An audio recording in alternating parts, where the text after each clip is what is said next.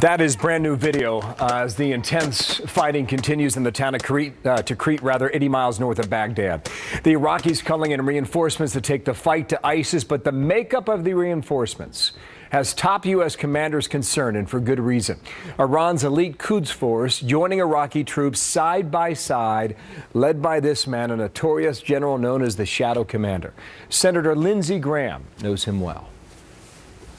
If you had told me a year ago that Soleimani, the head of the Revolutionary Guard, was leading an attack against Saddam Hussein's hometown, with us in the region doing nothing about it, I wouldn't have believed it. General Jack Keane, chairman of the Institute for the Study of War and a Fox News military analyst. Sir, how are you? Good morning and welcome back. Good to see you, Bill. Who is Soleimani? You've been well aware of him for 20 years. Yeah, he's been in command of the Quds Force for over 20 years. And think of the Quds Force as a combination of our special ops and also our CIA. He only has one boss, and that's the Supreme Leader, Khamenei. He doesn't answer to any other government official or to any military general who may actually have more rank than what he has.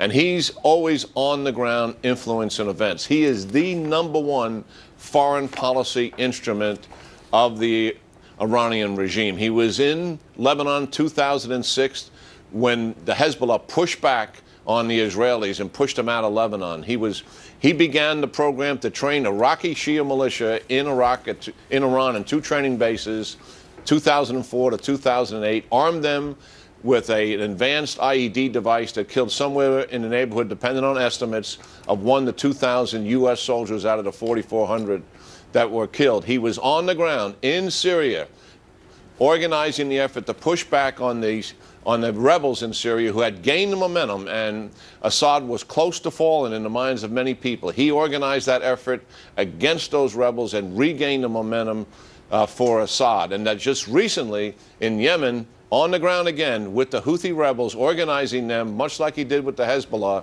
to overthrow a U.S.-backed government. This is remarkable stuff, General. I mean, the world's upside down. Oh, yeah. Iranian leaders leading the fight in Iraq against ISIS. What does that mean for us? Oh, it portends some challenging things for us. The issue is the Obama administration fails to see the influence of Iran and consider what they're doing when we're making policy decisions. When ISIS invaded Iraq, the Obama administration had an opportunity to redo a mistake that they had, and that was pulling away from Iraq in 2009 politically and also militarily in 2011. As opposed to giving Iraq the support that they desperately needed in terms of air support right away and boots on the ground to help them train their forces and forward air controllers, we gave them minimum support, Bill. What did the Iranians do? Maximum support. Why didn't we see this as an opportunity to regain influence over Iraq and push back on Iran? We did not do that. That's a major missed opportunity. New Fox polling out, is the U.S. safer now or before 9/11? March of 2014, a year ago, at 39%. Now you've got a clear majority of 53%. Another poll, threat from ISIS. Obama's more interested in downplaying or stopping it. A clear majority, 54%, say he is interested in downplaying it. You agree with the majority. I've heard you speak about that before. But your point is well taken. When we made the decision to get out of Iraq, Iran filled that vacuum. What now? Yeah, they actually did. And here's the problem with this battle that's going on in Tikrit. If the Shia militia, the Shia-backed militia that's trained by the Iranians, if they go in there and kill Sunnis wholesale, like they have done in much more smaller efforts that have really not received any publicity, that'll create, a sectarian divide between the Sunnis and the Shias, which will prevent them from joining the fight against ISIS in any wholesale way whatsoever. Wow, I think this is revenge killing potentially too, right?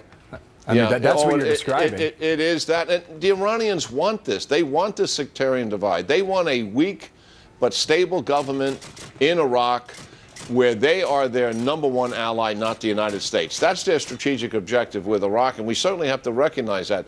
The second thing I think will happen, Bill, if this thing does get out of hand, I think it'll force an assessment by the United States in terms of, can we continue to support the Iraqi government, which is in a sense underwriting this sectarian divide and this wholesale killing, and should we continue to provide that support, and what is the outcome if we continue to do that? That reassessment will have to take place, and I'm sure our people are thinking about it right now. Significant question. Sir, thank you. We'll talk again. General Jack Keane.